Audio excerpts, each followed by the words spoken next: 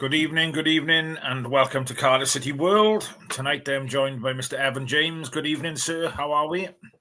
Evening, absolutely exhausted, but I made it just in time, just so we didn't have a late start. No, we Yes, didn't. We totally didn't join almost late, but it's all right, but we haven't gone into side time just yet. I think we're all right. But yeah, it's another weird one for me because although there was some EFL fixtures last night, I kind of look at it and think disappointed Cardiff haven't had a game this week. But I think we needed our rest after the weekend, mate. yeah, I just it's been kind of like really weird. The schedule's not made any kind of sense in a way. You think now you're getting a consistent streak of Tuesday, Saturday, Wednesday, Sunday, or whatever. But it has been a little bit fortunate, I will say, in some games, and also having games in hand does really help as well. I think you look at the likes of Stevenage, who also had like at 1.3 games in hand, which is ridiculous, whereas other teams have played all their games. I think the international break does affect a lot of teams like that, but yeah, in some ways, it's put us in a better position, knowing that we've got a bit of breathing room to catch up.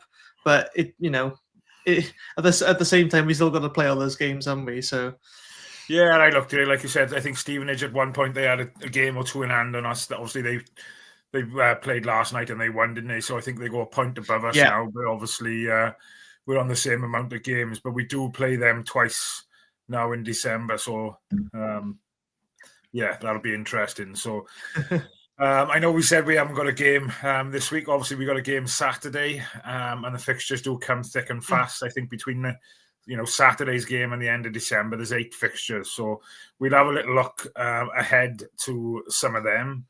But before we start, I just wanted to touch base because lots of people have been asking, have we heard anything? Have we had any inside info kind of thing on the Rubin situation? That's all I've heard is Chinese whispers. It's a bad one. He's going to be out until March. The season's over. But like I said, that's Chinese whispers. I haven't heard anything concrete. So I'm guessing we'll find out more tomorrow during the press conference. But fingers crossed. It's kind of, yeah, it's a difficult one, isn't it? Because you're kind of thinking we haven't heard anything. It can't be great. I'm just looking at now on my other screen. I go to my most reliable and trusted source, Wales Online, to see if they've got anything on it. But all I'm seeing is, people speculating in terms of who's gonna, what's 3 potential solutions to Cardiff City's big new problem, which is the attacking midfielder position. I think we've got a number of players who can play in that position, but at the same time, it's you don't just chuck anyone in there. I mean, I'm not sure who your obvious choice is for his replacement. But I mean, I don't want to say replacement as if he's replacing the best player ever. But whoever we put in Rubin Colwell's position, they're not going to have the same effect as Rubin Colwell would have, if you get what I mean, even if they play as well as him or better. No, and I know we've touched upon it, and various other guys have touched upon it.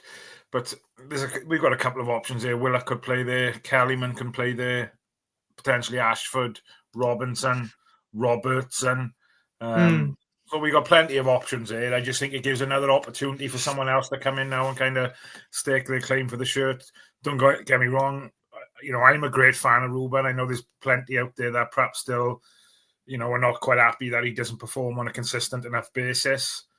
But, I think he's kind of found his level this year, if that's the right way to say it. And, he's performed really well for me. And I think we will miss him. But like I said, I think it just gives another player an opportunity now to come into the team and work hard and, try and make that number 10 shirt then, should we say, their own. Yeah, I think I think with Rubin, I think a lot of his stuff kind of goes, and I appreciate it. I think Sai makes great note of this as well. Is like the amount of pressing he does.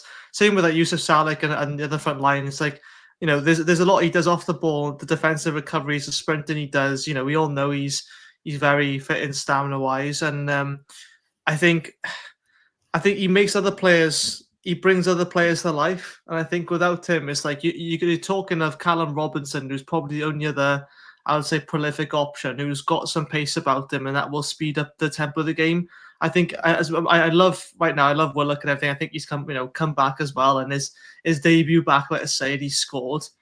And I do think he's a number 10. But when I look at people who try to increase the tempo of game, I don't specifically look towards him.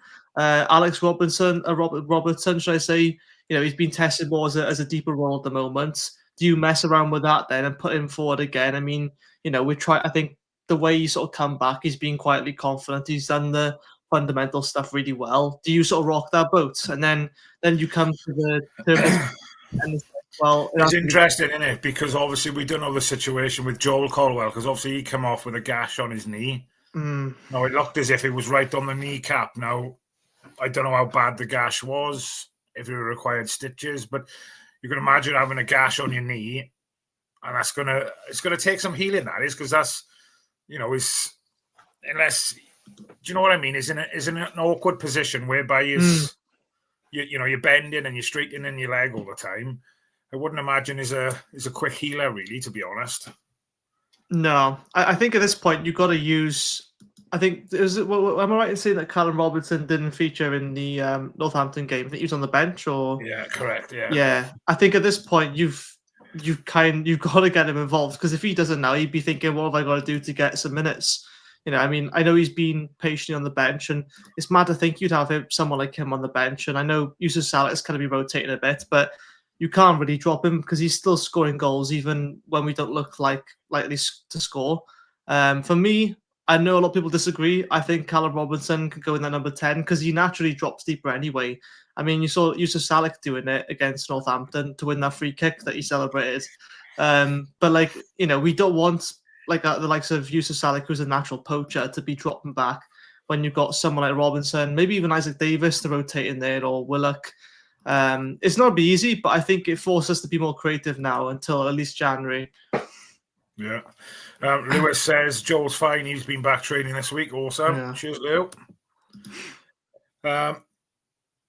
Obviously, we mentioned Kellyman there. And, Reece David Evans has just put a comment in there about Kellyman. He doesn't seem to enjoy the tracking back and supporting Capaccio. So a free roll of 10 might benefit him and allow the likes of Ashford or Davis to start wide right. He wouldn't like Bullet then, would he? Christ, he's all about that. And what's your opinion on, say, playing Kellyman in that 10 role now? Say, for example, then Rubin's going to be out until March. Potentially, we've only got Kellyman at the moment until January. We don't know if Chelsea are going to extend that loan period. Do we do it as a short-term fix, or have we got to look at the bigger picture, do you think, and get someone in there who is going to be at the club until March? Do you know what I'm trying to say? Yeah, I think it's difficult because I think we're all expecting Kellyman to probably be till January, and that's about it. But he's still not 100% fit. It's been quite quick that he's actually come into the squad, if I'm being honest. Considering other players like how Isaac Davis was so gradually integrated during pre-season, it was a bit surprising that Kellyman all of a sudden he got a good 60 minutes against Wrexham. I think in the number 10 role or the cam role is natural position. He can be really creative. He can use both feet as well. I just think now, it is that question then. It's do you prioritize just doing a job for the time being, or do you try and find someone in there who's going to fit there more long term? And to be fair, I wouldn't be against, with the amount of people saying it, I'll be happy with Kellyman being in there. I mean, whoever does the job, if we get the result, we get the result, no matter who plays there.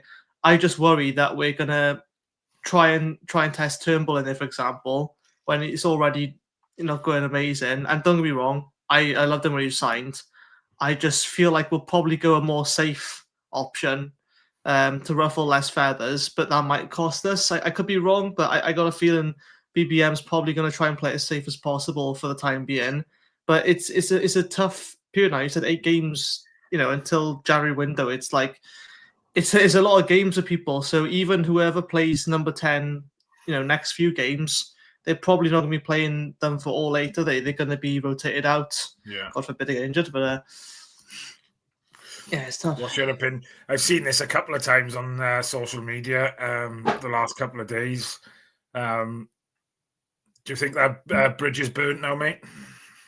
You can't go back. I love Aaron Ramsey. I had the pleasure of briefly speaking to him twice in my old job, but you got to sort of, what's the word? Yeah, the ship has been sailed in a way.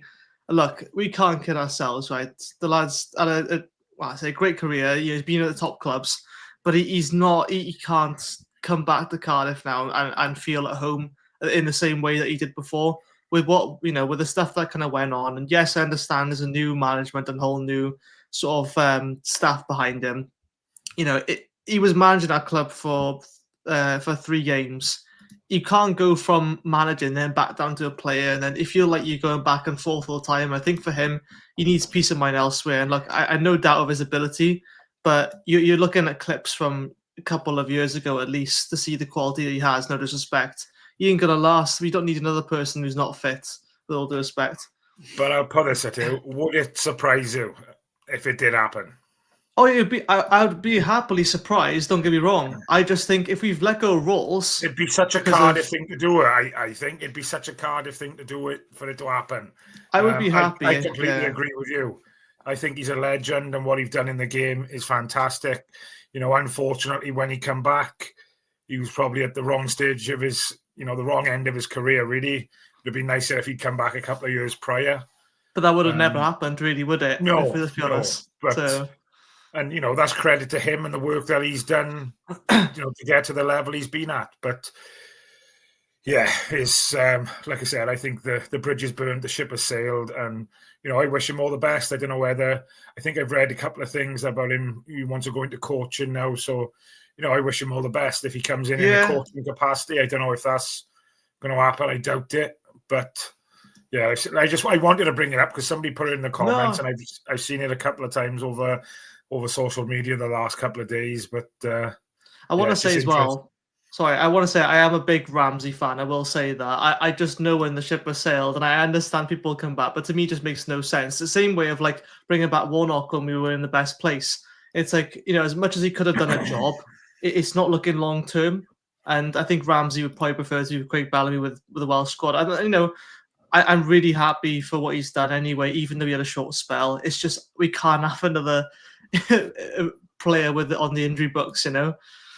So, right, I'm going to jump into the comments quickly, and we'll probably catch up because there's a few gone in there. So just have a fly through these. Evening, Steve. Hope you're well, mate. Paul doesn't miss a show. Cheers, Paul, for tuning in. Lewis Watts going back to Rubin's injury. Apparently, he's out for 1 or 2 months. I think I'll be glued to my phone tomorrow for the press conference. So it'll be interesting to see what comes of that. Macanesh, good evening, buddy. Colwell's out, but Tanner's back. Yeah, he's back on grass. He's not far off, is he? What manager used to say that? Was it Steve Morrison? He's back. Oh, is it him? Wait, yeah. I think did Reece make a joke about it the other week or something? Yeah, possibly. But I can't see him being fit through December. I'd more chance of seeing him in the new year now. But obviously, it's good to have him back as well. Geraint Cole, good evening, my friend. Could be a blessing in disguise. I'm guessing that's related to Rubens. I wouldn't necessarily agree with that. I wouldn't say blessing, but I get what you mean. It could be an opportunity for someone else, But Paul then goes on to say Robertson or Willock or Ashford or Isaac Davis or Robinson in the 10. Not many options, is it? I think Who would you pick then? Because I know Kellyman's been shouted a lot, but would you just go for him, or would you see someone else maybe? Or I don't know. I just liked Willock's goal on the weekend. Obviously, Capaccio took the ball on, and obviously he was quite central, Willock, when he scored the goal, wasn't he? So I wouldn't be surprised if he give him the nod. I don't know. I kind of agree with you with Robinson. When he does play, he does drop deeper, comes looking for the ball and stuff, and he has got that pace, and he can beat players. My concern is Turnbull and not having that pace and that go forward that Rubin have had. You're not really swapping a like for like. I think Isaac Davis again with the pace. I think pace can bring so much, but we're just supporters, mate, trying to talk through. Never know, might have some influence in it. We never know who's watching. It might give it back. But if it does, I'll eat rocking or shit. Mark and I says, "Oh my God, Morrison's mince pies, the best. Branded type. That's so awesome. I just ate 2. So much for healthy eating." Merry Christmas. Steve Morrison's? Or just Morrison's? Rhys David Evans says, Callum played the 10 against Orient and he was outstanding. His football intelligence is amazing. Knows where and when to run and how to pull away from defenders and find space. And I think that's a great point Rhys has made there about football intelligence. I think we're going to need that through the month of December. Like I said, with 8 games in the space of 4 weeks or whatever it is, I think we're going to need that experience out on the pitch. And it might be, he doesn't score goals or whatever, but having him out there could be the difference, mate. I think with Robinson, I think every season is his last one with us. I always think, he's probably going to leave now because he's not getting game time. It fills me with anxiety because I think he's such a good player. He's inconsistent, albeit. But I look at the player he used to be, and he's not miles away from hitting that. It's literally just a consistency thing. I think obviously with having better players around with him when he was at West Brom in the Prem and thing, it's like, of course we can sort of like fantasize about that, but he's still got the stuff in him. I think he just gets a lot more easily frustrated than Salek. I think Salek's a little bit more patient.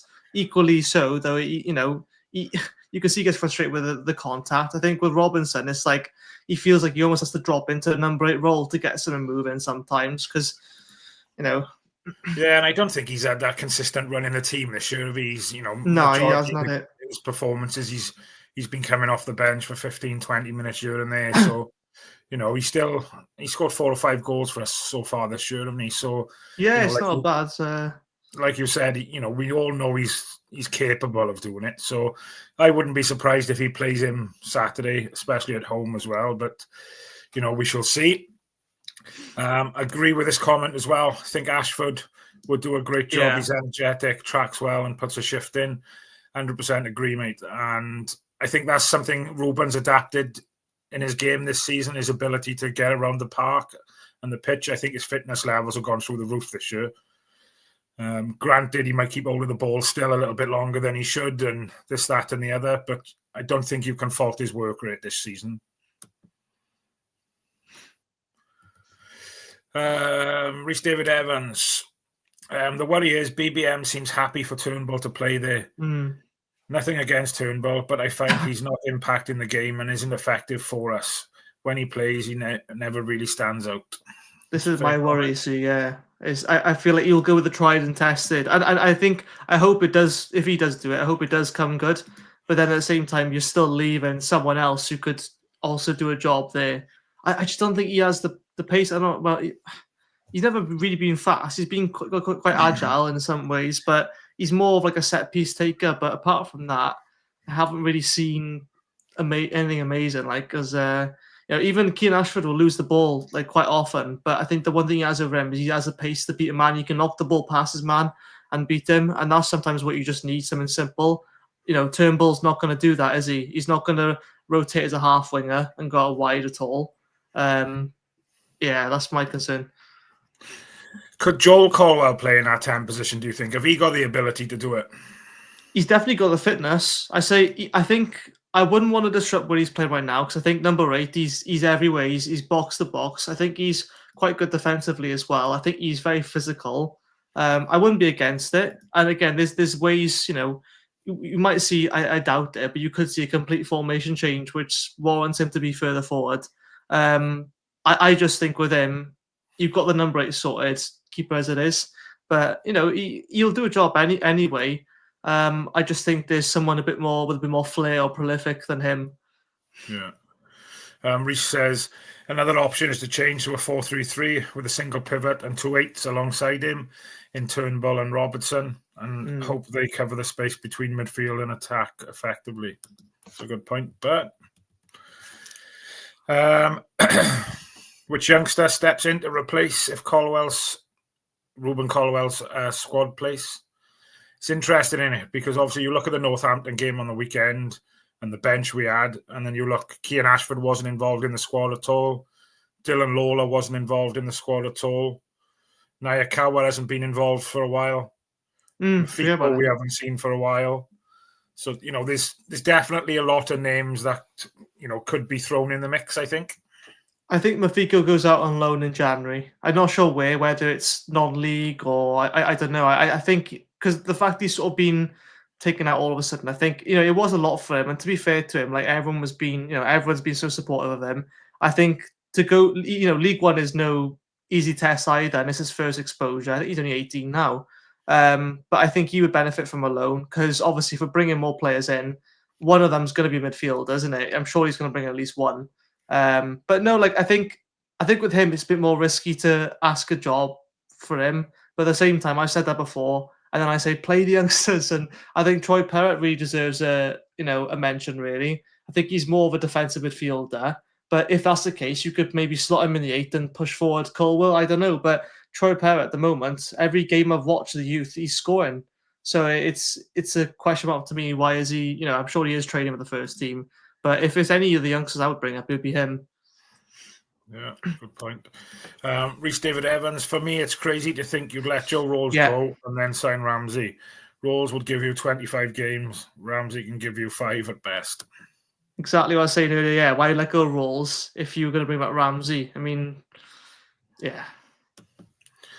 Macanesh says, do we bring in a loan? I think we will probably utilise the loan market a lot in January. I can't see us spending money, if I'm completely honest.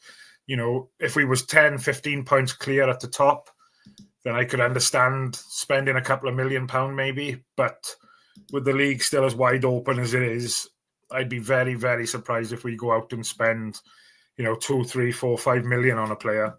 I don't know what your thoughts are, Ev, but I'd be very shocked.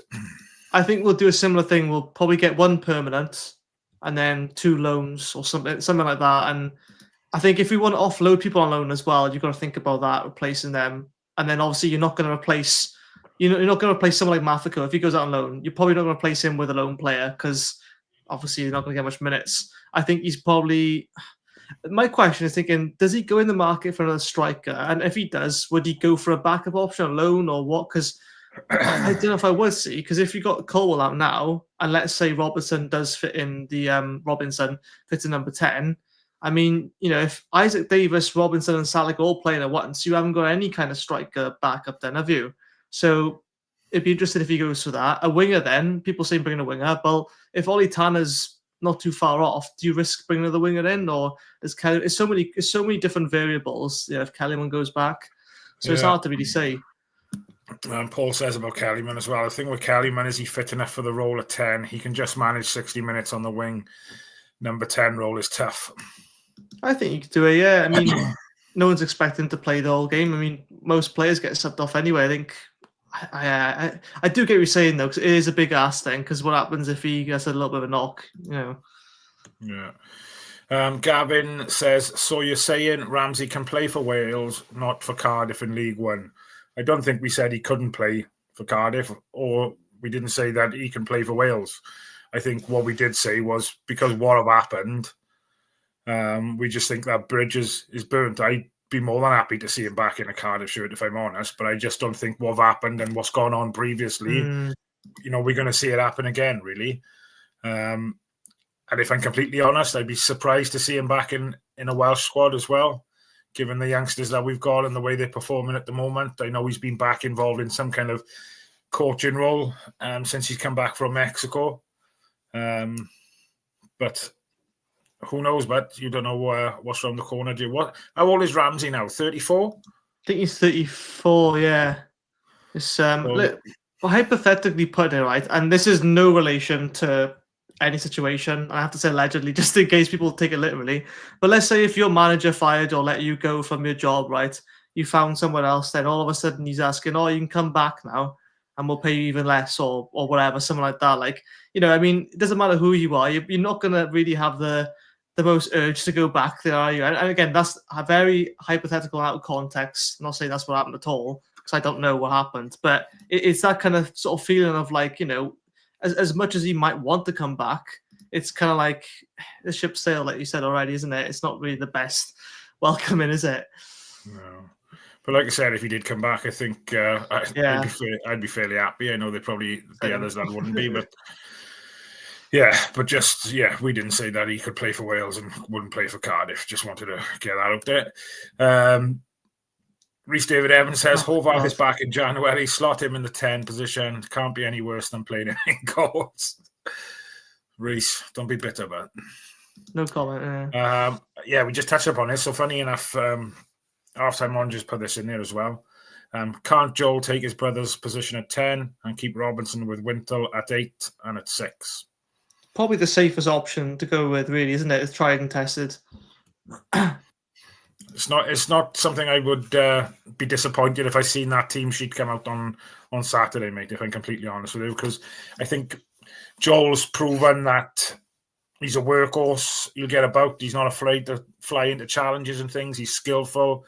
He's quite pacey as well, isn't he? He's still young. He's still learning. He's still developing. And I think, he's good enough. So why not? Exactly. He's got the aggression there as well. I think his brother sort of teaches that in term. It's the brother rivalry, but I think it's also gives him a point to prove to make himself known a bit more. Because let's be honest, the number 8 role or number 6 probably doesn't get as much credit as someone who plays the attacking role. But it's whether then that affects the game plan, because a lot of times you see number 10s play as half wingers and then they go out wide, and then like we always done, we have so many players out wide sometimes and no in the midfield. I just hope that we don't revert back to that type. But yeah, I'm sure he will do a job. I reckon it will be that 3 in the midfield. Excuse me. Maybe we can loan Turnbull out to the Jacks to help their relegation battle. Oh my God. I don't approve of that comment. No, we'll skip that one quickly. Ashford is strong for a small lad. I love Ashford. I think his work rate and his work ethic is fantastic. He's not afraid to track back and help. And again, I wouldn't be disappointed if you give him a go in that 10 role, because he's going to work back and track back as well. That's his natural position, really, number 10. I mean, I know for the youth academy, he played as a striker, but even then, he was more of a false 9 at times. And I think him and Isaac Davis, they don't look like massive lumps, but they are really strong considering their physique. I think it's just the energy you get from them. They're going to run around like madmen for 60 minutes at least. Reese also says Joel was 10 for Cheltenham, 1 player of the year for them. Very intelligent player. So, yeah, I suppose it was a bit of. I don't think because when he finished his loan at Cheltenham, didn't he, at the Christmas time? Or January, went to Exeter, and then went to Exeter. And Reese will back me up with this, or he'll shoot me down.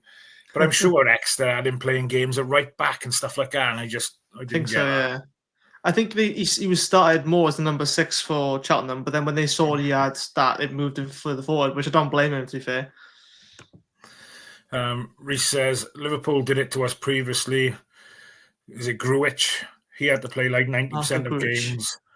We paid a big fee. Do the same with the youngsters going out on loan. Midfield loan will come in, says Reese. It's the only way we'll sign a midfielder on a perm is if we sell one.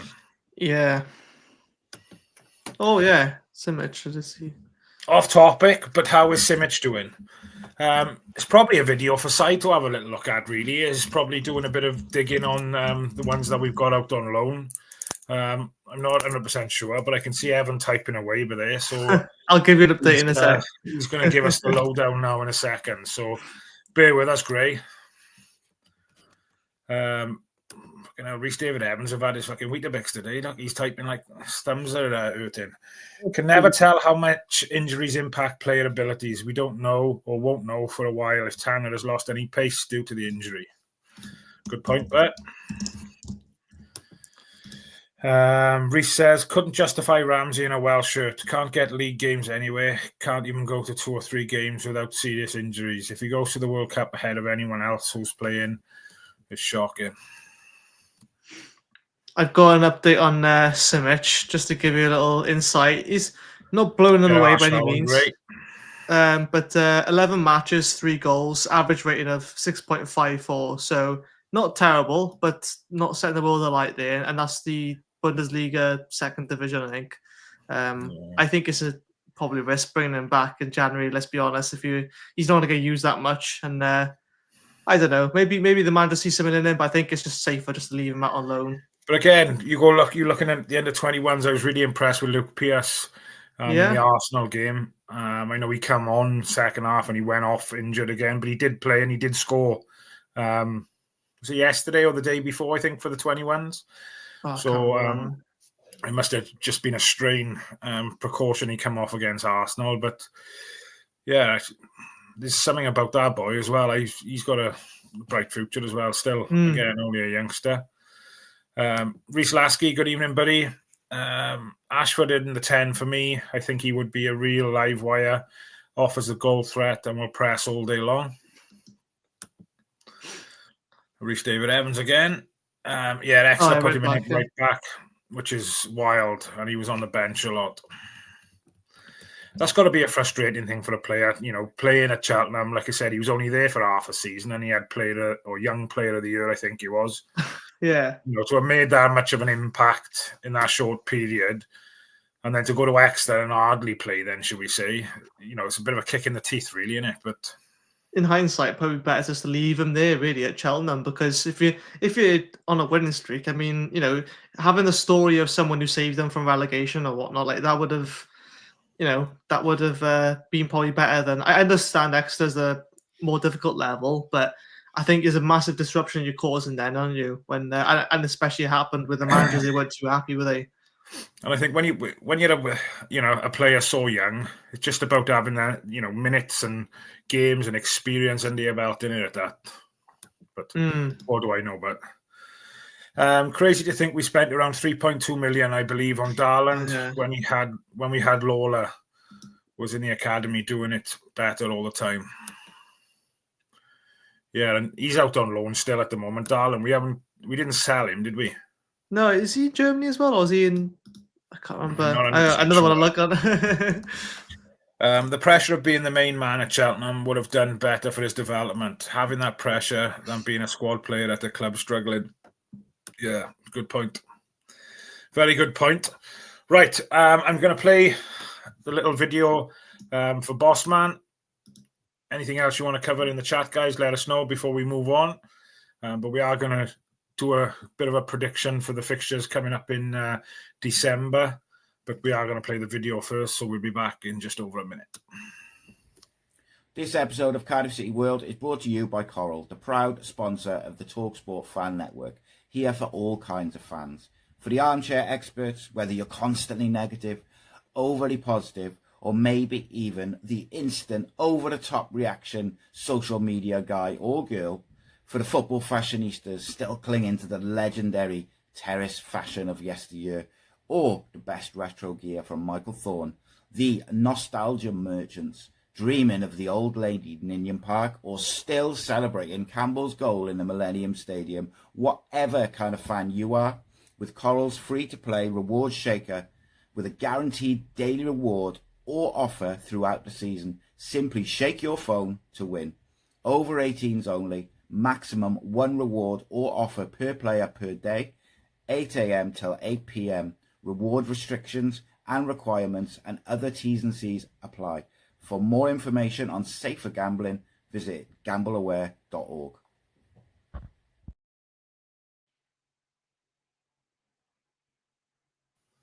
Happy days. Right, before we go on to talk about the fixtures through December, obviously Mansfield at home on Saturday. Great to be back at Cardiff City Stadium. I don't think Mansfield have had a great record so far. They've had a bit of an up and down season. I think they're 13th as it stands. Yeah, better than I thought they would be doing, to be fair. I thought they would finish bottom the season before the season started. I looked at the squad last season. Of course, they had Adrian Flint then, but he's gone to Walsall now. But I wasn't really impressed, but I am quite shocked at how well they're doing so far. I say how well. I mean, they're probably looking for a mid-table finish right now. They've had a couple of good wins, though. I think they beat Luton 2-0. Yeah. I think they put that's 4 right goals away. past Leyton Orient. So they won't be no mugs on Saturday, but I think, that's a game we got to be targeting. And, anything less than 3 points, I'd be disappointed with, come Saturday, to be honest. But, like I said, they've lost their last 2. I think they lost against Huddersfield on the weekend, 3-1. Prior to that, then they lost to Northampton 2-1. I think their last league win, if I'm right, they beat Plymouth 2-0 on the 28th of October. So, I just hope in the 13th in the league, haven't won for a couple of games.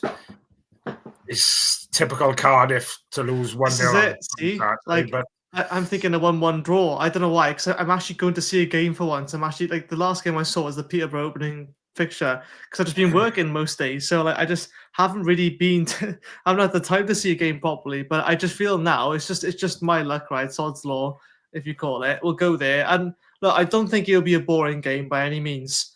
I just, for me, it's a draw is written all over this, and I hope I'm wrong. I hope we do win because you look at Mansfield, it's a team we should beat. But how many times we said that we should have beat Port Vale and Burton Albion, and like I hope this is a sign for change now with the winter coming up. These are games we have to be winning now because we're going to be facing Stevenage in the space of like a couple of weeks, between Christmas and then, and we want to get some wins now before people get a chance to recruit some players in that can save them. Especially, we've got some of the bigger teams as well. Obviously, there's going to be one enforced change come the weekend, but do you think there'll be any more? I don't know. It's quite dangerous to tamper with it, isn't it? Nathan Trott solidified his space. Do you bring back in Lawler and Fish, or do you keep Chambers and Fish because it worked all right? I would, as much as I want Lawler's come back in, I think maybe you just keep it as it is, but with that one change, just to see how that one change number 10 affects things. I've got a funny feeling, right? And I don't know what your thoughts are and people's thoughts in the chat about this, but obviously the second half on Saturday, Perry NG come on to try and tighten things up at the back, and Capaccio kind of moved forward. I don't know what your thoughts are, but bringing Perry NG on for Capaccio, but putting Capaccio up as a right wing back and moving Kellyman into that 10 position. Yeah, I don't hate that. Everything else kind of stays the same then. So, like you said, depends what position we're in, really. Yeah, I think. Yeah, I'd love to say once we're 2-0 up, we can sort of bring on. You know what I mean? Like the thing is, I want to see us go all out again, like we did before, and to not say we have to annihilate a team like 4-5-0, but Dylan Lawler was saying that in one of his interviews a couple of months back, and say we want to annihilate teams. Clearly, the manja's in them that they want to purely dominate in every way. And look, whilst it's unrealistic, all I care about is the fact that we don't sit on a 1-0 lead, because that's the most dangerous thing we've done all season, really. Apart from that, I can't be too disappointed with how we've performed. What's your opinions then? Are we going to 3 points on Saturday? Sure, why not? I don't know why. For some reason I just have that drawing feeling, which wouldn't be terrible, but I just think it's I am confident we win. We've got so much quality in that squad, but that's exactly the reason why I think we're going to draw, is because it's Cardiff City way, and it's not my fault I feel that way about it. At least I don't think we're going to go and lose this game. I think there's just so many other teams that will probably breeze past, probably the likes of Stevenage and Huddersfield. But yeah, we'll struggle on a few of these teams because, if we're being honest, they're quite an unknown quantity in Mansfield. They haven't really got a steady form, not like many teams have. But I think I'd rather, at this point, right, I'd rather face someone like a Luton or something now because, new manager and everything. But I don't know. I think it'd be a good game. It won't be a boring game, that's for sure. Yeah, agree. So we're going for 3 points against Mansfield on the weekend. So obviously we move into the December fixtures. Then obviously the first one, there's a couple of cup games through December, and then I believe there's 6. Let me count: 1, 2, 3, 4, 5 league games. Then with obviously the 2 cup games. So obviously Wimbledon, I think he's obviously going to play the youngsters again. He did say that. Okay.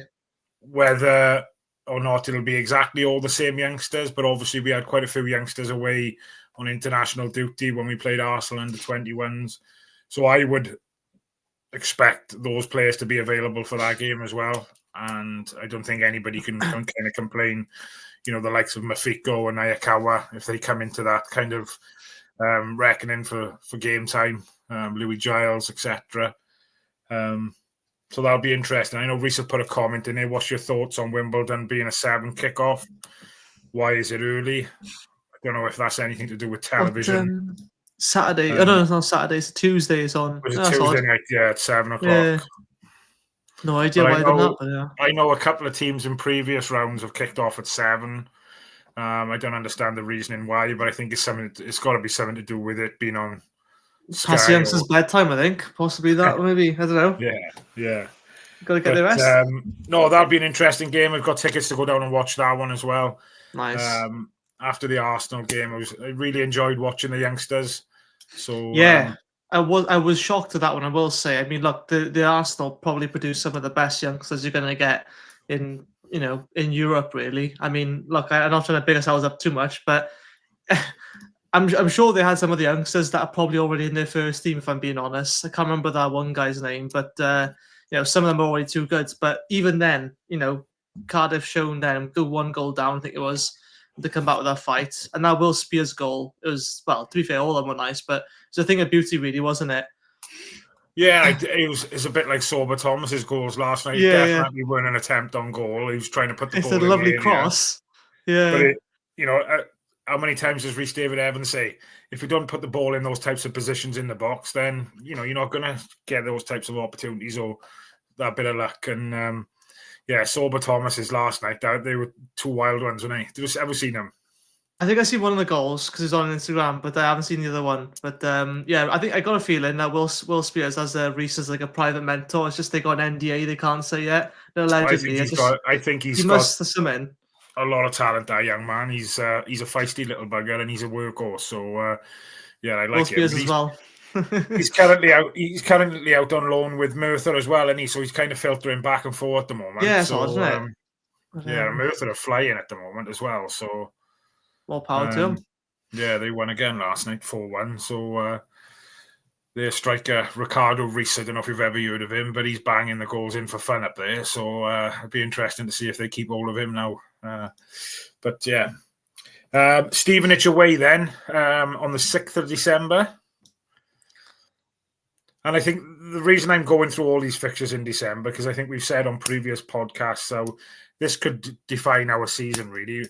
You've got fixtures very close together, like you said, depending on injuries and this, that, and the other. Every 3 or 4 days, so much, isn't it? So out of the 8 games we've got between the 29th of November and the 29th of December, only 2 of them are away from home. So we've got 6 home games. Yeah, I just thought that, yeah. So it's a massive opportunity for us to make CCS a fortress. And we've got to capitalise on that, I think. And my biggest thing is just being clinical in that final third. But I've gone for a draw against Stevenage away. I wouldn't be disappointed with that. I think we're going to beat Stevenage because I think we're going to probably draw some on the next leg when we verse them home. I don't know why, but I think our away record's probably been a bit better than our home record so far. I just think, that's a 6-pointer really, isn't it, at that point then, regardless if they lose all their games up until ours. But, I reckon we'll win that one. I don't know why. I've gone for a point anyway. I wanted to go back to some of the questions in the chat there for a second. Graham says, hope we can break the losing streak against bottom of the half teams. I think I haven't touched upon that earlier about playing against a Luton type of team. Rhys David Evans says, think Lawler comes back in. Even though Chambers has been good, he'll drop him. I'd rest Fish though. Keep hearing how he's struggling with a knee problem. Just rest him. We got enough options. You can't play Chambers and Lawler. That's the only thing I can say. I don't know if it... Well, I mean, you might have to, but it's 2 ball-playing defenders. And if you have that, you need to have someone in a deep 6. Yeah. Graham says Chelsea's game will be interesting. We'll come on to Chelsea in a second, but that'll be interesting without Kellyman. Capacchio's banned as well for picking up yellow cards. And obviously Rubin. Brian Williams, thank you for commenting, mate. City to win 3-0. I think that was against Wimbledon. Against maybe Rhys David Evans doing his bit for their club. I'm not sure if he's on any commission rates or anything, but heads up for everybody watching. The Doncaster game is 50% off. So it was half-price tickets for the Doncaster game. And he also says, thank you. Say it all the time. If you don't put the ball in the box, you don't give yourself a chance to score. Hey, I'll give you credit. Where's credit's due, Rhys? Yeah, same. I bang on about it as well, don't worry. Alan says, Ashford just wins it at 10. Yeah, I wouldn't be too disappointed with that, Alan, to be honest, my friend. Think we all know the club do not like me. Why would I say that, Rhys? Come on, bud. So Stevenage away, you've gone for a win, I've gone for a draw. Doncaster home then on the 13th, obviously a couple of days before the Chelsea game. I think they've had a bit of a mixed bag of a season as well, up and down at the moment. But I've gone for a win at home. I'd say a 0-0 draw. I don't know why. I think we're just going to reserve ourselves for Chelsea and then probably lose against them. I would have gone for like a 2-1 win. Billy Sharp coming down, scoring a goal, and then we'll go and score 2 late ones. We need to do the exact opposite of that offside to them, just because even though this squad's completely different, new manager, everything, I want revenge, honestly. I don't care if we lose. We scored an offside goal. That's our mission. Yeah. So that moves us on then to the Chelsea game on the 16th. How do you think we're going to approach our game, Ev? He's obviously going to go as strong as he can, isn't he? Yeah, but BBM, to me, he's not the kind of guy that would go like, oh, you know what, we're just going to go all out attack. I mean, I know we kind of did on Blackpool, but I think that was more of an individual player mistakes. He's not someone that's going to go, oh, let's just go 5 or 3 at the back and let's just go for it. He'll keep the same sort of formation. He'll play a strong squad. Let's be honest, with Enzo Maresca and Chelsea, I would love to say we win, and it'd be a massive upset. And you know what? I'll just say 1-0 Cardiff, because why the hell not? I just think that you're going to get a nice crowd for that game, and I think I don't know why, I just get that feeling, because the way we played against Wrexham, right? I said if we play against that, for League One, we would already be running away with the league right now if we played against Wrexham like we did then. And albeit Wrexham were playing a few of their mixed rotation players, but I don't care, because we wanted that game way more than them. I think as long as you want it more than Chelsea, because let's be honest, right? Yeah, Chelsea want to do it, but I don't know. I feel like there's a bit of unresolved conflict. I just got that Leeds United FA Cup game back years ago. It's going to be a dark night under the lights. The place is going to be bouncing. I was looking at the ticket sales earlier, and there's very, very few tickets left. There's quite a few, obviously, in the family end, which there kind of always is.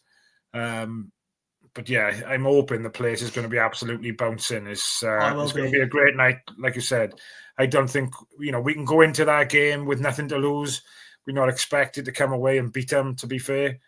And that's the magic behind it, really. That's why I think we'll really give it all. I reckon 97th minute header from a corner, Nathan Trott in the goal. He would come up for the corner. Hey, well, what's that? I mean, no, it's like I'm obviously a mess a little bit, but yeah, like you said, I think it's just what's to lose. You know what I mean? Like you're probably gonna be out of the cup. Let's be honest, no disrespect. So throw everything at it, without getting judged. Yeah, and for me, it's a game that we're not expected to win. Let's just get through it injury free. Yeah, and, God, yeah. Move on then to Lincoln away then just before Christmas. So 20th of December, we got Lincoln away. That's another trek for the travelling fans who go away. Obviously, I know friend of the channel, Mr. Gavin Gordon, does a lot of work behind the scenes at Lincoln. I think he does some talks and things, and I'm not sure exactly, but I know he'll be there for that game. And I'm hoping he'll be back down for the reverse fixture, because he was looking at catching up. But that won't be an easy game just before Christmas going up there, mate, either, will it? I'm really excited for that one. I don't know why. I think Lincoln is such an underrated team right now. A little bit like Stevenage, but I think Lincoln are really going under the radar. I think they'll be in the playoff spot for League One to go to the Championship. And I hope they do, to be fair. I don't know why. It's just I have no hate for them whatsoever. I think they're such an underrated underdog team. I think that'll be a game we'll actually lose. I don't know why. I mean, it's the home ground as well. I just think we know absolutely nothing about them, really. I think sometimes, again, because teams like Port Vale, it was a second game of the season, albeit, but they had a game plan, they executed well. I think it'll be one of those cases of like the Wimbledon thing where they won't play pretty football. But I think that'll be our one sort of dodgy performance. Yeah, and I think it goes to show, right? The last 5 games that Lincoln have played, they've lost 3, won 1, and drawn 1. So obviously they're not on great form, but they're still 4th in the division on 28 points, 1 point behind us in second. So I think it just goes to show how good of a start they did have. And obviously, let's not take anything away from them. Again, it's not going to be an easy place to go. But I'd be happy with a draw up there, to be fair. So I've gone for a draw. Boxing Day then, luckily enough, we're home this year against Exeter City.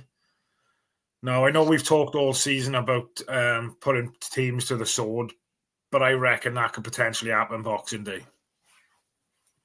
What do you mean by that? In a good or bad way? In a good way, but I think I can see us putting 4 or 5 past Exeter on Boxing Day. Again, mad flashbacks of Oxford. It's just, I know it can't happen twice, can it? It can. But no, I think those who know that reference. No, I think you're right on that one. I think Exeter for me are in the bottom 4 coming into the season. My prediction. So I think we're bound to at least someone. I reckon we'll stick 4 past them. We did struggle a little bit in the cup, but then again, we didn't have a full squad for that. And their ground as well was so weird. It was like a ghost town there, but no like atmosphere ever. So having them home, I think we'll stick 4 past them. I reckon maybe not clean sheets, but we got super Nathan Trott goals. Yes, 100%. And then obviously to finish us off, then the Stevenage home game on the 29th. I've gone for us to beat them at home. I think I said earlier we'd have a point away. I think I'm being slightly optimistic, and I think it's difficult to look too far ahead because we should be taking it one game at a time. Really, as I said, not knowing what injuries we're going to pick up and things like that now, and suspensions, this, that, and the other. But I think it's nice to be optimistic, mate, in it, and we'll have 3 points to finish the year and go into 2026 in the right manner.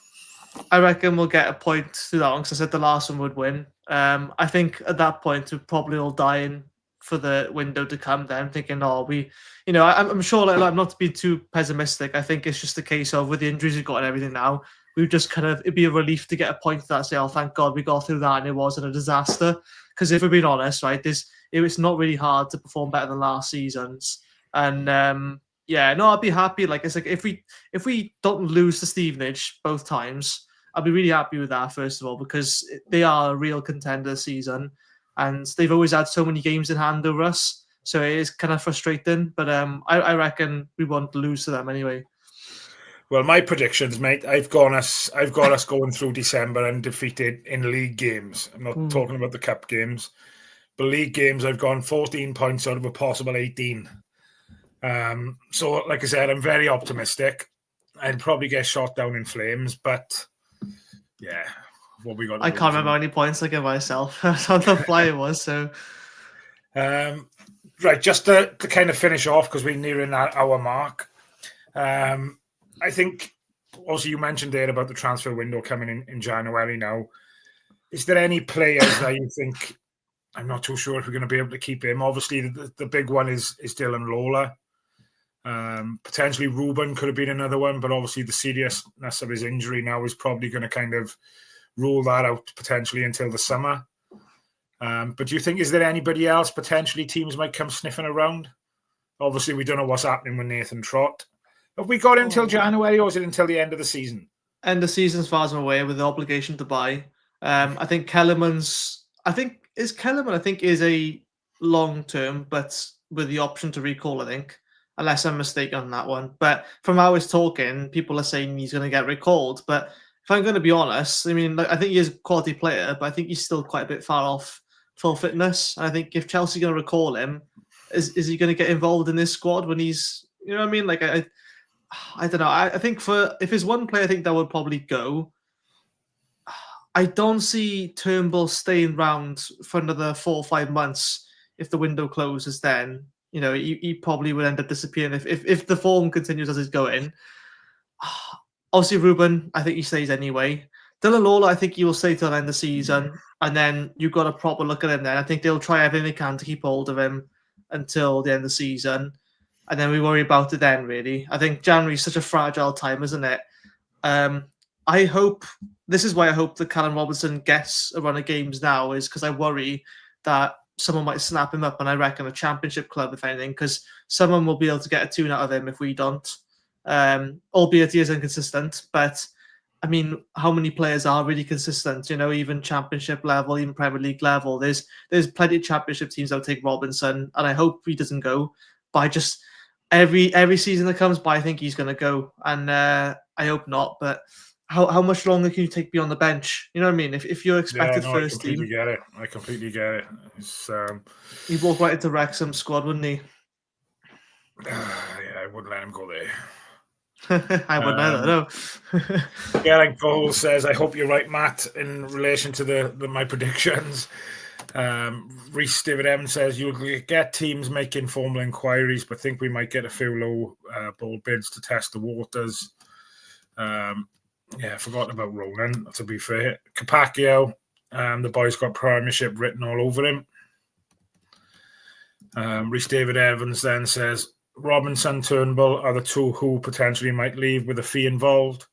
Jack Alnwick and Hovarth might leave on a free. Oh, yeah. Obviously, Jack Alnwick has kind of been in the wilderness, haven't he? Have you heard rumours that he's back up in Newcastle way, I think? Well, he wasn't including the team photos, was he? No, so I don't know. I don't know what's kind of happened there, because I quite liked him, to be fair. I don't think he was the most... he's not a Nathan Trott, for example, but he was better than bloody Hovarth, and his commitment to the cause for me was when we played Plymouth away, and I think the last 10 minutes of the game he played with one hamstring. He pulled his hamstring, I think. And, he played the last 10 minutes of that game hobbling around the pitch because we used all our subs as well. I don't know if you can remember, but in the warm-up, I think Rolsey had pulled his calf muscle, didn't he? So we were one sub down straight away.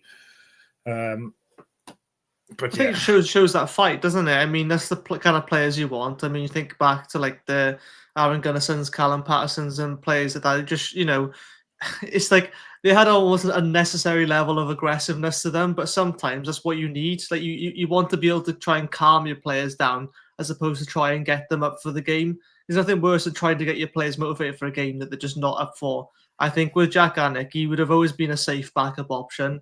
But long term, I don't think he was ever going to be a sustainable first team. I mean, he wouldn't have done bad in League One, I don't doubt that. But I think his distribution, both him and Hovarth, were a bit of a concern. But I like the fact now the club have fully invested in Matt Turner. Yeah, I really like him. A youngster again, and they're putting him in the in the firing line, so to speak. I know he hasn't played as much as probably what he would have liked, but he's a young man. He's probably learning all the time as well. He's in that environment every day.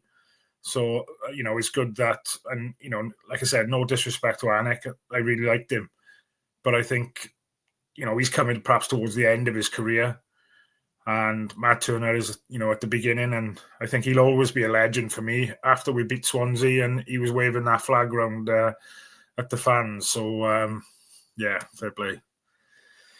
Halftime Oranges says Lola, Rubin, Capaccio, Isaac Davis, Robinson. Lots of interest in January, but we must not sell anyone. K-Pack sounds like a rapper there, doesn't it? Yeah. Do you think, people in the chat then, do you think it'll depend on how we, fare now through December? Obviously, December historically is not a popular month for Cardiff City and Cardiff City fans. But people in the chat, and you as well, Ev, do you think that could potentially sway people going and staying, depending on how the results go through December?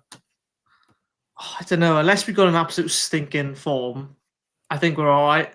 I think January's never been a good time to get, quality players, really, is it? Like we look at it. You're looking at a couple loans and one permanent at most for a lot of teams, whether Championship or League Two level. It's like, I think it's, if the club we've already turned down supposedly big offers for players. If we'd done that in the summer, then why would we sell them in January is what I'm saying. And again, I can't say that's concrete because you never know what happens. But in my opinion, is that if you manage to keep them through that summer, where pretty much anyone could have gone if they said they wanted to go, let's be honest, the club wasn't in the best position. If we've held on to them for that period of time, you got to think as well as if the I know sometimes out of their hand, but you got to think if the player's happy to stay or wants to go. I mean, some people have done a 180. They said they want to leave and then stay. So I think it's going to be harder for other clubs to get them now than if they were to wait till the summer, in my opinion. But I don't know. You can't say, can you? Because it's hard though. Just don't know. Reece David Evans going back to Callum Robinson, I think it's tough. 5 goals in 5 games and still gets dropped for Saleh, who had like 2 goals at that point. It's difficult because they're 2 different types of strikers, isn't it? And we've talked about this previously as well. I wanted to bring this one up because I didn't realise this, but Jack Alnwick apparently has personal issues away from football, and the club have given him time to deal with that. If that's the case, spot on. Fair enough. I'm all for that. I think everybody who probably watches the channel knows that I do a bit on mental health as well, and there's a couple of podcasts I've done with mental health. So if that is the case, I wish him all the very best, and I hope everything works out. And he's back. He's back fighting fit in whatever troubles he's had. I hope they can get rectified as soon as possible. But yeah, I wasn't aware of that, so I hope he's all right. Rhys David Evans says, think the club gambles and holds on to everyone until the summer to see what league we're in. Unless we get a silly offer of 20 million for a player, we turn down all approaches. Can you really turn down at 20 million? It's like... Well, that's it. That's what he's saying in it. If somebody's coming for 20 million for Dylan Lawler, you can't kind of say no. So, yeah. Right, guys. Last couple of minutes. If you want to get anything in, fire them in. Otherwise, me and Evan will be shooting off. When are you back? But Friday night, you? I'm Saturday night after the game, post-match after the game. I'm actually going to see the game this time, so don't worry. You will get a nice analysis. And I'll be back with Rhys, I believe. And once in a while. I'm a grabbing bugger again, and I've picked up an overtime shift Saturday. So I'm free anyway, so... Yeah, happy days jumping in the hot seat with Mr. Rhys David Evans. Hopefully it's a nice show, but and he's not ranting and raving. Well, he rants anyway, but it's just what kind of passion. It's always passionate, isn't it? Whether it's good or bad. I mean, people forget I was the one who coined the term Rhys rants before I even appeared on the show. But I should have got it trademarked at the time. But I suppose people must be disappointed because they haven't seen him rant as much as last season. I suppose we're not used to winning as many games as what we've probably won this year. But I'm not complaining. There's definitely a few rants still left in his locker, I'm sure. I think, once I will quickly say, with me and Rhys, I think we do agree on a lot of things. I think we just have different ways of saying it. But at the same time, I like the one thing I will say that does frustrate the hell out of me, whether we win, lose, or draw, is how reluctant we are to just put the ball in the box. And I keep saying, and I know you say as well, like the Will Spears goal is just prime example of him intentionally crossing it. And, I think someone else almost get in the way, but they lifted their foot to get out of the way. And sometimes confusion in the box could cause chaos. I think if we just add that one thing to our game, we're bound to score at least a couple more goals, deflected or not. I think that's the only thing that I can say that I still get frustrated, even if we win like 2-0. But no, it's, I think it is slowly coming together. And like you say, we are due to give someone a bit of a pace then. But hopefully Boxing Day will be lovely late Christmas presents. But we'll see. We shall. Rhys David Evans, cannot wait for Saturday to be back. So if anyone's at the game, I'll say hello before kickoff. I'll probably come say hi. Rhys is quite shy on match days. So if you do go up and see it, and I'm only joking, he loves it. But what you do need to do, if you watch the show and you see him, make sure you let him know what your name is, because I've seen him a couple of times after the game at the stadium, and he's like, I've just spoke to somebody, but I haven't got a clue who he was. So if you ever bump into any of us, just let us know what your name is. I'll be in the grandstand, so if you come searching for me, at least try not to look like you're trying to hunt me down, okay? Just come say hi, be polite. Shout out to Lewis, who's already spoken to me after the game, because he recognised my voice at all things. I didn't know I had that unique of a voice. But yeah, it's great, honestly. I haven't had the chance to meet you guys yet, so I need to do that soon. I know you're in the family stand, is it, or with your lads? Yeah, we got season tickets. Obviously, my boy's only 10 at the moment. I think the Canton is calling next year, I think. So he's already try and get up with the Port Talbot Massive next year, and that's the plan. Not for me. The only issue I got next year and is I think I talked about it on Saturday. Like, my boy plays grassroots football now, and they play on a Saturday. Now next year is 11:30 kickoff, so it's going to be ball ache, really. But I'm sure you can make something work. His mother will have to bring him down to the games, perhaps. But we'll see what happens. Meet me there, type of thing. But we'll see. But yes, Rhys says, always feel like my rants are justified and not over the top, and I'm always quick to give praise when I deserve it. Don't disagree there, mate. Yeah, hope we get good officials. Great show, boys. Alan, top man, appreciate that. Thank you. I'm not. That's the one thing I'm dreading is the ref. Not banking. Have they named the officials for the weekend yet? I'm not sure. If they have, somebody pop it in the chat after the video's gone live.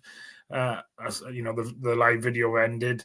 Also, everybody who've tuned in tonight, if you can, put your score predictions in the chat after we've ended the video. On the YouTube channel, that'd be great. And Reese again says he wants to meet everybody on the weekend. I should be at the stadium at 2:15 or 2:20.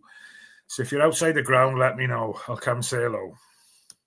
You need to finish work earlier on a Saturday, Reese, and get there earlier. You get extra bonus points on your rewards if you go in earlier. Right, Ev, top man, for joining. I know we've gone slightly over. Do appreciate it. I shall catch up with you soon. Thanks everybody for tuning in tonight. Much appreciated. Loads of comments, lots of interaction. If you're not a member of Cardiff City World and you would like to be, you can scan the QR code in the top corner, or you can join via the Cardiff City World YouTube page. Just click into that. For the price of a cup of coffee a month, you can help support the channel. And it does really help Si to keep creating content 7 days a week for you guys. Lots going on. There's a video out tomorrow. Sive asked me to promote, looking back at the 2008 Cup run under Dave Jones. So keep your eyes tuned into all the socials for that. And yeah, keep your eyes out for more over the next couple of days. Catch up with you soon. No start. This channel is powered by an incredible membership community on Cardiff City World and patreon.com/AcePodcastNation. Becoming a member unlocks exclusive rewards from early access to live event tickets, bonus content, and even the occasional inside transfer scoop when we get it. But more importantly, it allows us to bring you top quality Cardiff City content 7 days a week.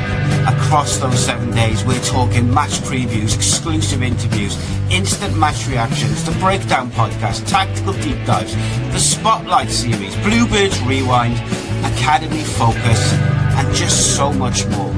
Led by myself, backed by an army of passionate Cardiff City fans, this is content created by fans for fans. Balanced, professional, and 100% all about the club we all love. If you enjoy what we do, then join the community today and support what we are doing as we help to keep Cardiff City World flying high.